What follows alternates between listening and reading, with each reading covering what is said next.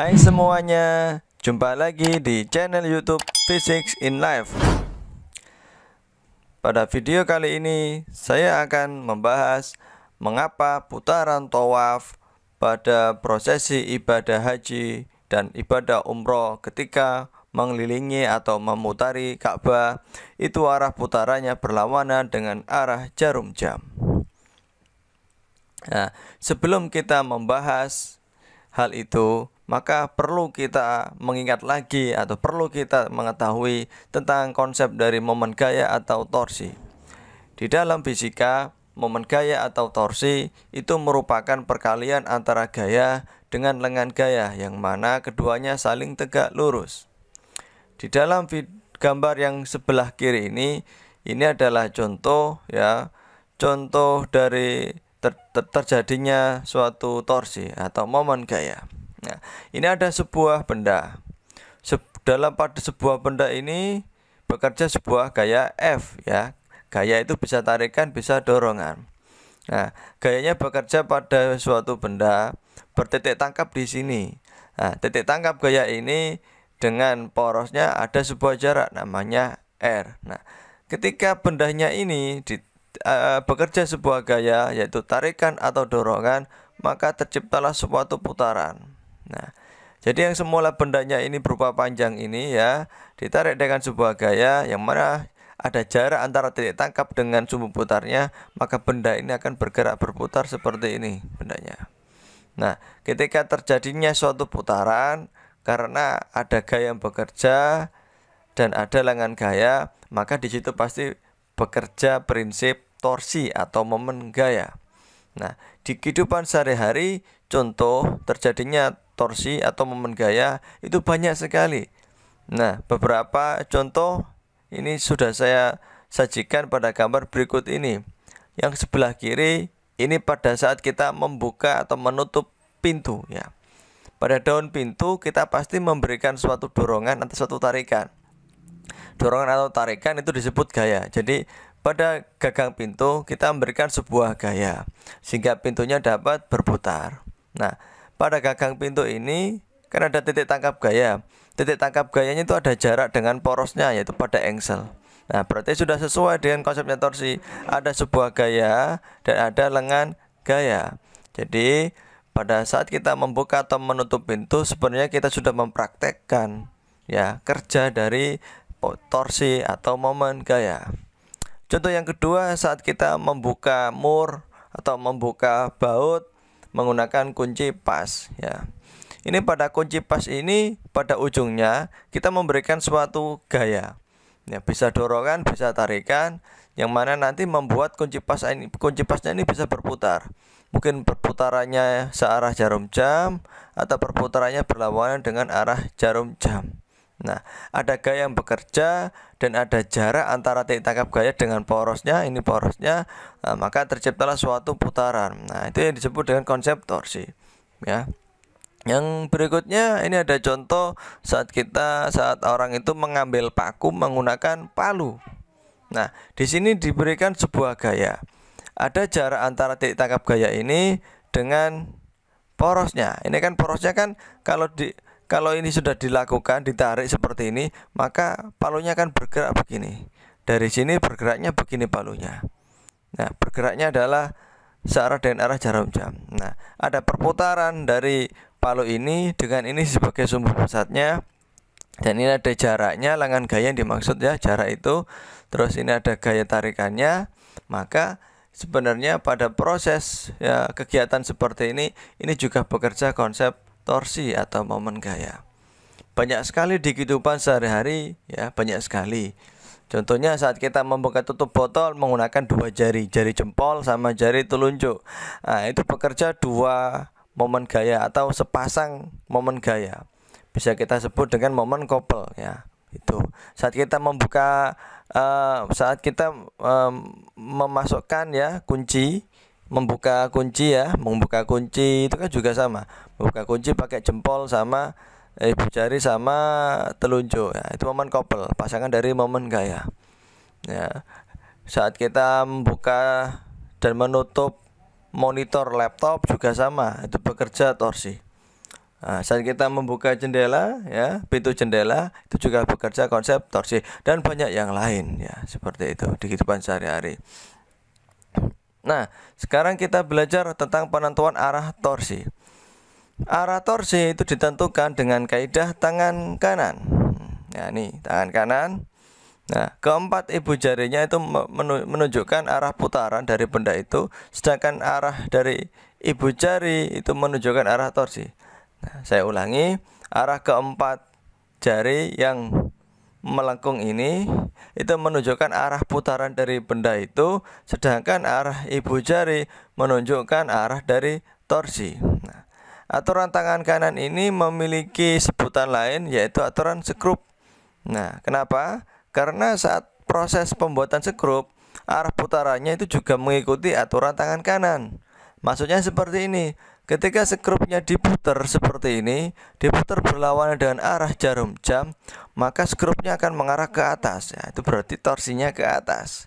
Atau jika dibalik, saat skrupnya diputar dengan searah jarum jam, maka skrupnya akan mengarah ke bawah, torsinya ke bawah.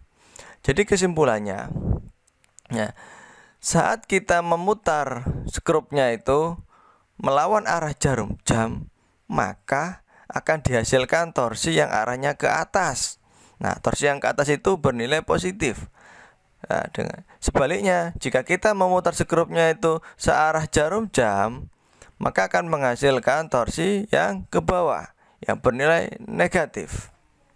Nah, sekarang kalau sudah kalian memahami prinsip arah dari torsi ini, nah, saatnya kita membahas kenapa sih putaran dari tawaf itu berlawanan dengan arah jarum jam. Nah, mutarnya kan seperti ini orang kalau tawaf itu. Dari dulu saat Rasulullah Muhammad SAW mencontohkan arah putaran dari tawaf itu seperti ini, memutari Ka'bah dengan arah berlawanan jarum jam. Kenapa kok seperti itu? Nah, kita kembalikan lagi ke konsep torsi yang telah kita pelajari tadi, arahnya. Nah, ketika suatu benda itu diputar dengan arah jarum jam, maka akan menghasilkan torsi yang positif, yang arahnya ke atas. Nah, mungkin ya, ini menurut pemahaman saya, menurut pendapat saya, setelah saya memahami konsep torsi, mungkin seperti ini. Nah, kita kan umat muslim semuanya, umat muslim itu ketika ibadah sholat, itu selalu menghadap ke Ka'bah. Mungkin dengan menghadap ke Ka'bah itu adalah pemusatan energi spiritual. Jadi energi spiritualnya itu dipusatkan menuju ke Ka'bah.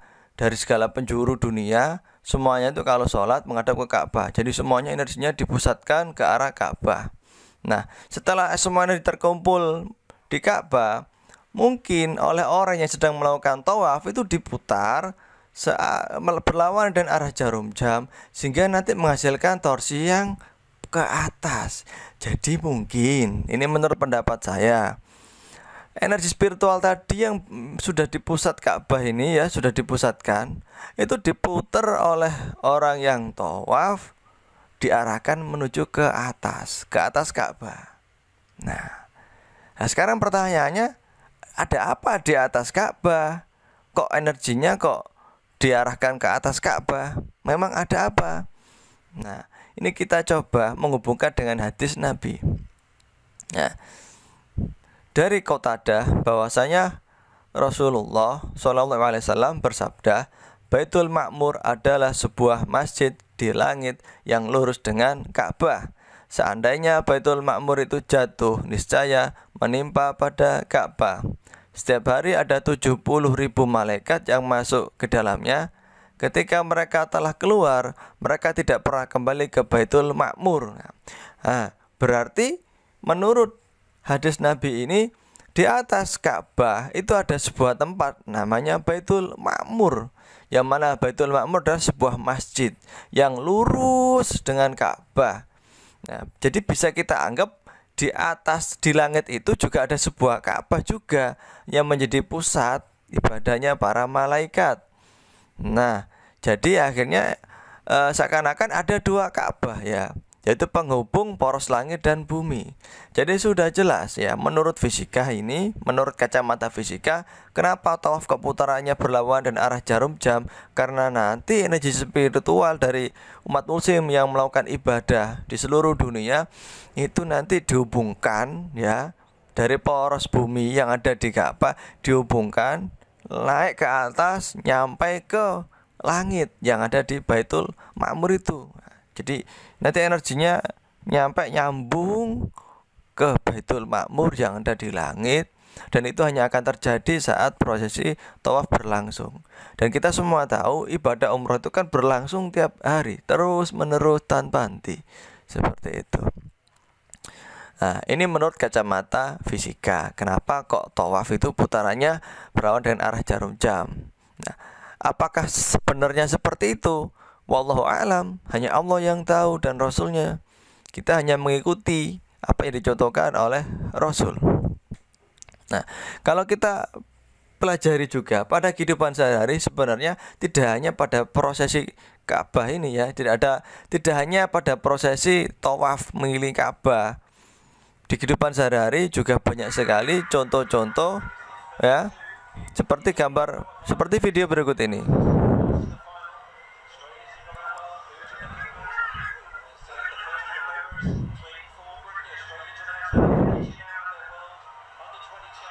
Ini video lomba lari estafet. Ini saya mengambilnya dari YouTube. Nah, ini bisa kalian lihat. Mereka saat melakukan lomba lari ini mengelilingi lapangannya ini, itu arahnya putarannya berlawanan dengan arah jarum jam. Ya, tuh, bisa kalian lihat. Ini arah putarannya berlawanan dengan arah jarum jam. Nah, tidak hanya pada Ka'bah tadi kan, tidak hanya orang yang melakukan ibadah umroh atau haji saat melakukan tawaf putarannya mengelilingi putarannya berlawanan dan arah jarum jam. Ternyata pada Olimpiade ini pun putarannya juga sama, putarannya melawan arah jarum jam. Seperti itu. Nah, contoh berikutnya. Ini saat lomba naskar. Saat lomba naskar berlangsung, perlombaan. Nah, ini juga putarannya melawan arah jarum jam. Contoh yang video berikutnya. Nah, ini saat mereka melakukan pemanasan, yaitu mengelilingi lapangan saat berolahraga. Mereka putarannya juga berlawanan dengan arah jarum jam. Nah, ini kan orang lain. Bagaimana dengan pribadi saya sendiri? Nah, yang sebelah kiri adalah gambar. Yang sebelah kiri ini adalah gambar lapangan di mana sekolah saya dulu waktu masih SMA ya. Jadi saya dulu masih SMA. Nah, ini lapangan saya, lapangan SMA ketika saya masih sekolah SMA dulu ya. Nah, dulu ketika saya masih SMA, saya masih ingat ketika saya sedang melakukan pemanasan sebelum beraktivitas olahraga, nah, selalu mengelilingi lapangan dan arahnya selalu seperti ini. Saya perhatikan, saya ingat, tidaknya saya, seluruh siswa di kelas juga melakukan putarannya yang arahnya seperti ini. Tidaknya kelas saya, kelas yang lain pun juga begitu. Dan tidaknya semasa saya masih SMA, saya mengingat ketika saya masih SMP, SD pun juga sama, selalu melakukan putaran mengelilingi lapangan yang arahnya seperti ini, yaitu melawan arah jarum jam. Kalau kita kembalikan lagi pada konsep torsi, memang hanya putaran yang melawan arah jarum jam lah yang menghasilkan torsi yang positif.